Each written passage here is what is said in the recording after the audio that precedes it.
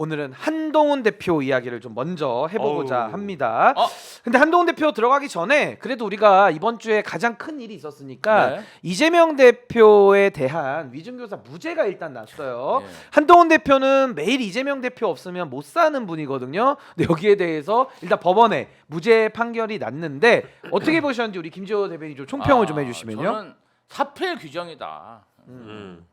없는 죄를 검찰이 만들어서 무리하게 기소했으니까 어허. 법원에서 당연히 무죄를 선고했을 뿐이 없었고, 이번에 그 이재명 대표에 대한 증인 교사, 증언 위증교사, 정확히 위증교사. 위증교사. 저는 이 사건이 사실은 조금 이재명 대표의 그간 활동, 정치 탄압을 굉장히 오랫동안 당했다는 그 내용이 좀 밝혀진 계기가 되지 않았나. 사실은 이 사건이 2002년 성남의 정자동 파큐뷰 특혜 용도 변경 사건부터 이 일이 벌어진 거거든요. 정말 공익을 위해서 이재명 대표가 당시 변호사로서 활동을 하고 폭로를 하고 의혹을 제기해서 관련자들 다 사법 처리를 받았고, 성남에서는 그러한 특혜 분양, 뭔가 민관이 합쳐진 그러한 범죄들이 많이 일소가 됐습니다. 그런데 그에 대한 반대 급부로 검사를 사칭했냐는 둥, 선거법 위반이라는 둥, 이번에는 위증교사라는 둥, 막 갖은 죄명을 다 엮어가지고 이재명 대표를 탄압했지만 예. 22년이 지난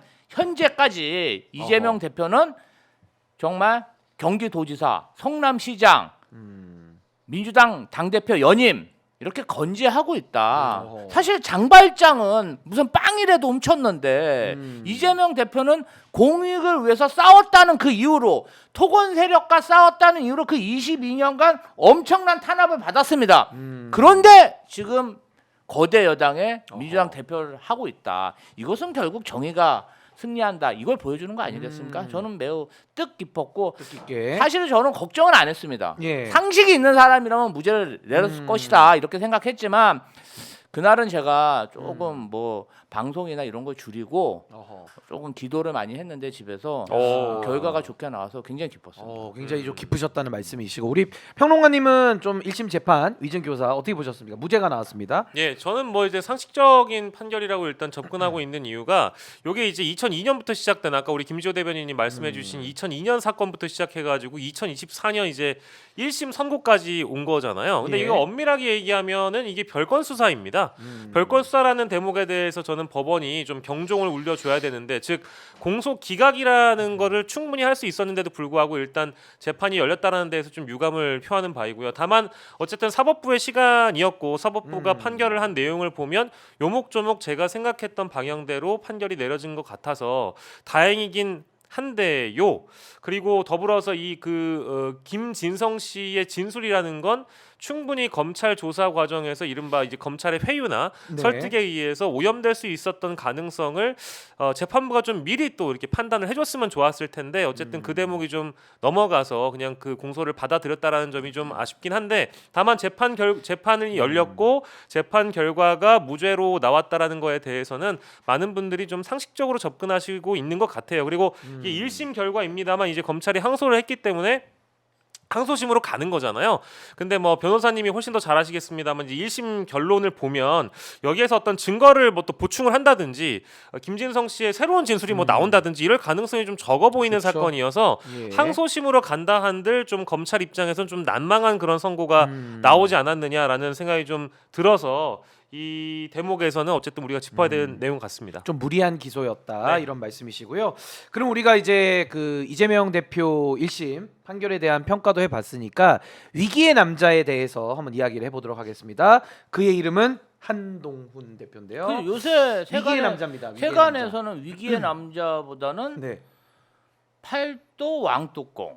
아 잠깐만. 왜 또 뚜껑을 갑자기 또 아니 언급을 뭐 하셔? 그런 얘기가 있어. 팔도 한 뚜껑? 예. 뭐 이런 얘기들이 회자가 되고 있더라고요. 예. 뭐 뚜껑이 열린다가 화난다라는 표현을 지금 많이 해주신 거고, 하여튼 그 한동훈 대표가 어제 갑자기 속보가 떴는데요. 네. 갑자기 김건희 특검 받을 수도 있다, 가능성 있다, 중대 결심, 이런 목소리를 냈어요. 근데 바로 1시간 뒤에 그건 또 내가 한 말이 아닌데라고 또 한 발을 뺐거든요. 어제 한동훈 대표의 중대결심 가능성 발언 이거 어떻게 성대모사 보십니까? 들어야 됩니다. 예. 이거 꼭 들어야 됩니다. 아주 짧게 얘기했습니다. 네. 그거 제가 한 말이 아닌데요? 야, 똑같아. 바로 부인을 해버렸습니다. 똑같아. 아니 저는 근데 한동훈 대표 왜 이렇게 좀 가벼운 처신 왜 이렇다고 보십니까? 일단 결론부터 얘기하면 저는 이게 예. 친한동훈계의 언론 플레이라고 보고 있죠. 그러니까 이제 한동훈계에서 그 익명 관계자 발로 따서 친한동훈 측이라고 이제 보도가 한국일보 보도로 나온 거잖아요. 예. 거기에서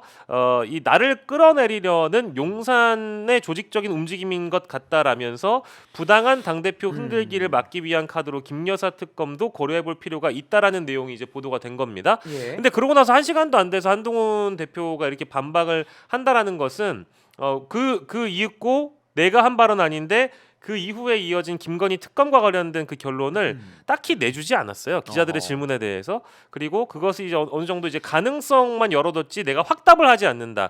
이미 제가 며칠 전에 말씀드렸죠. 그걸로 대신하죠라고 언급한 것을 보면 12월 10일에 만약에 이제 제2요구에 붙여지게 된다면 한동훈계의 이탈도 생각해 봄직하다라는 정도의 메시지를 흘려준 거잖아요. 어허. 그러니까 분명 한동훈 대표는 내가 한 말은 아니지만 우리가 충분히 이탈할 가능성이 있다라는 것을 언급함으로써 친윤계 쪽의 긴장을 유도하는 방식. 이건 이제 언론 플레이거든요. 근데 저는 결론적으로 예. 이게 뭐냐라는 거예요. 뭐 하고 있냐?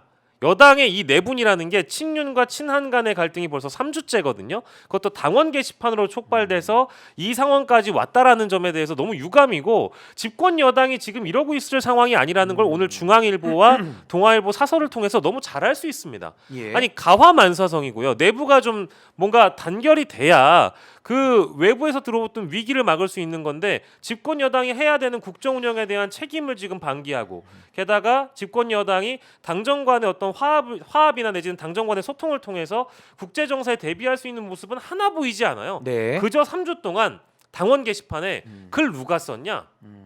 수사해야 되는 거 아니냐? 표현의 자유라고도 표현의 표현을 자유다. 했죠. 심지어 뭐 이제는 김건희 여사의 고모까지 등장해서 벼락 맞아 돼질 집안이다. 집안 싸움. 집안 싸움을 하고 있고 예. 그러니까 이게 뭐냐는 얘기입니다. 이거를 이제 국민들이 바라보는 건 정말 뭐랄까 촌극에 가깝다라는 생각이 좀 들죠. 안타깝습니다. 예, 그러면 우리 김지호 대변인 보실 때는 이 한동훈 대표 지금 굉장히 궁지에 몰려 있다라고 보는 게 맞을 것 같거든요.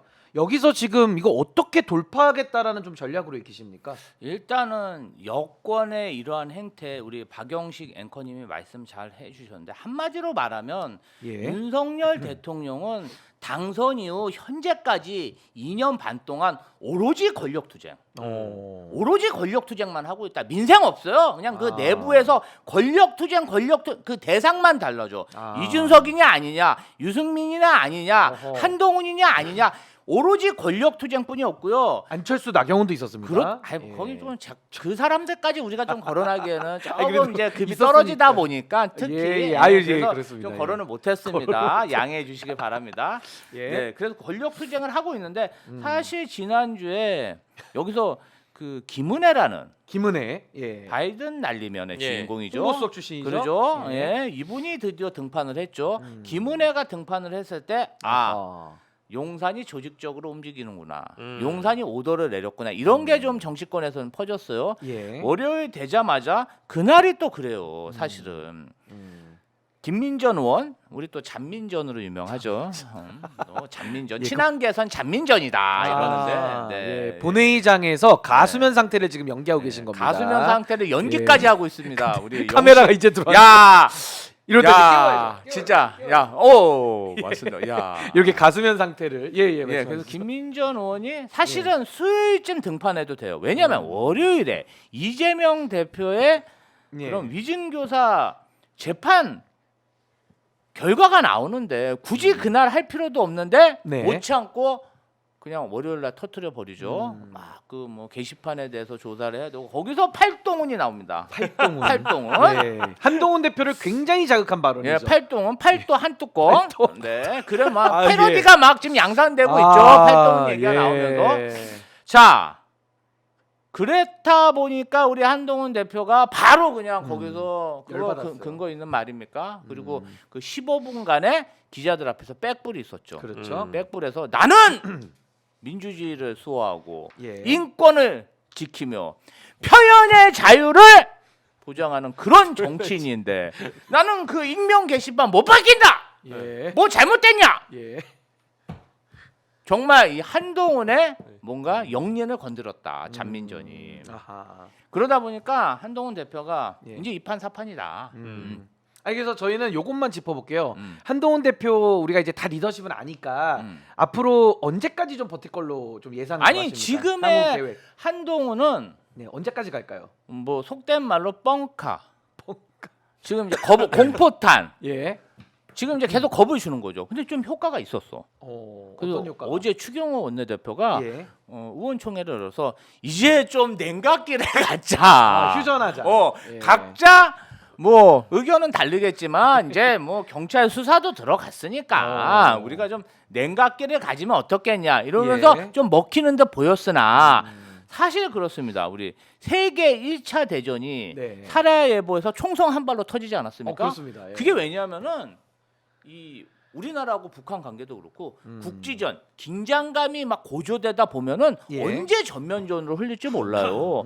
사실은 이스라엘 하마스, 예. 이스라엘 팔레스타인, 이스라엘 뭐 이런 이란 전쟁이 뭐 예상하고 터지는 게 아니잖아요. 우크라이나 러시아도 그렇습니다. 긴장이 고조되다 보면은 예. 국지전이 계속되다 보면 정말 전면전이 될 수 있는데 지금 한동훈은 좀 위험한 그런 도박을 하고 있다. 아하. 자기가 이제 그러니까 이 게시판 사건이 일생일대의 정치적 위기라고 판단하고 예. 자기가 가장 쓸 수 있는 카드 중에 카드인 그 김건희 특검을 내놓지 않았나. 예. 그렇게 했는데 사실 김건희 특검을 통과시킬 경우는 한동훈 대표 입지도 극히 축소됩니다. 그러다 보니까 지금은 이제 말로 뭔가 예. 뻥카 정말 공포탄을 쏘고 있지만 예. 사실은 또 저쪽에서 장해찬 이런 사람들은 또 가만히 있을 사람이 아니잖아요. 긴장이 고조되다 예. 보면은 그 8표가 채워져서 결국은 음. 김건희 특검이 통과될 가능성도 그만큼 더 높아졌다. 예. 그래서 우리는 한동훈을 더 쳐야 된다. 예. 민주당은 한동훈을 쳐서 더 궁지를 공격하자. 몰수록 예. 변동성이 생긴다. 아하. 저는 그렇게 보고 있습니다. 그 제가 댓글 좀 소개해드리면요, 우리 임혜숙님께서 네. 김지호 잘한다 따봉 표시 하나 해주셨는데 그 다음을 잘 들으셔야 됩니다. 예. 열불난님께서는 여러분 볼륨을 줄이세요. 예, 박수진님은 김지호님 우렁차세요. 예. 예, 볼륨을 줄이라는 이미숙님은 이미 볼륨을 줄이셨답니다. 예. 그래서 볼륨을 야, 우리 오마이 구독자들이 이제 김지호의 가스라이팅 당했다. 옛날에는 김지호 시끄러워. 예. 김지호 목소리 낮춰 했는데 우리가 알아서 볼륨을 그 줄이자. 나가시진 않으세요. 나가시진 않고 있어서 이제 패밀리가 되신 예, 거니까 천만다행입니다. 이제 김지호 대변인이 저렇게 말씀을 안 해주시면 뭔가 예. 좀 이제 김지호의 맛이 떨어진다라고 또 생각하시는 예. 분들이 생길 겁니다. 예. 그만큼 이제 패밀리가 되신 거죠. 또 요 맛을 좋아하셔가지고 지금 열불난님께서는 네. 양문석 이후에 제2의 고출력 스피커다. 제가 양문석 의원하고 방송 진짜 많이 해봤는데요. 일단 고막이 좀 위태롭습니다. 고막 이비인후과 가야 됩니다. 이비인후과 가야 됩니다. 예. 양문석 의원이 이제 사적으로 제가 한번 만났는데 예. 양문석 의원이 이제 본인과 나를 비교하는 것에 굉장한 불쾌감을 표현하면서 내가 김지호처럼 발음을 똑바로 못한단 말입니까? 막 이러시더라고요. 많이 예. 공부하고 있습니다. 그래서 하여튼 뭐 댓글로도 소통 주시가 너무 감사하고 예. 우리 박영식 평론가님께는 이렇게 한번 여쭤보겠습니다. 결국에는 한동훈 대표의 리더십의 위기가 이 지금 특검법 재표결을 이제 다음 달 이제 10일 정도에 지금 예정을 하고 있는데 이게 좀 어떤 영향을 좀 미칠 걸로 예상하시는지 좀 입체적으로 좀 분석을 좀 해주시면 어떻게 보실까요? 입체적으로는 어려울 수 있겠습니다만 어쨌든 그 한동훈 대표의 리더십이 네. 12월 10일 특검법 표결에 어떤 영향을 미치느냐 이거 아니겠습니까? 근데 저는 한동훈 대표의 지금 어느 정도의 공간을 좀 열어놨다고 좀 보고 있어요. 그러니까 왜냐하면 한동훈 대표가 이 익명 게시판, 특히 당원 게시판 논란과 관련해 가지고 이렇게 강하게 반박하고 아까 우리가 얘기했던 인터뷰 장면을 뭐 이제 좀 복기를 좀 시켜주셨습니다만 그랬던 이유는 뭐냐? 이걸 실제 법적으로 처벌할 가능성이 낮다라는 자신감이 한동훈한테 일단 있는 것 같고요. 그래서 어쨌든 강하게 반발한 것 같고 그 이후에 이제 김건희 특검법을 통과시킬 수 있는 가능성이나 그 여지를 열어둔 것도 12월 10일에 친한계 의원들의 이탈 가능성을 좀 보여준 거잖아요. 미리 좀 그 가능성을 열어준 거잖아요. 그래서 그 리더십이라는 거는 제가 일반적으로 봤을 때, 그러니까 대중들의 시각으로 봤을 때 한동훈의 리더십은 많이 부족하죠.